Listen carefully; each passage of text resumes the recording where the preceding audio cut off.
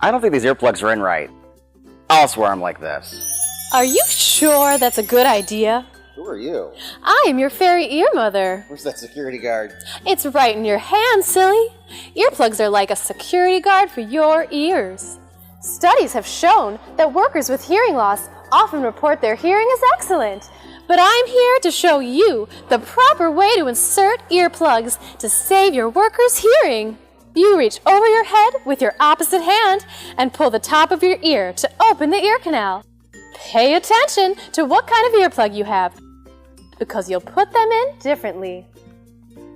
Since we don't all have fairy ear mothers, teach your workers the proper way to insert earplugs, because saving your workers' hearing will always sound like a good idea. I want to be as swishy as possible. Teach your workers the proper way to move your microphone. Can we have some help? I need some help.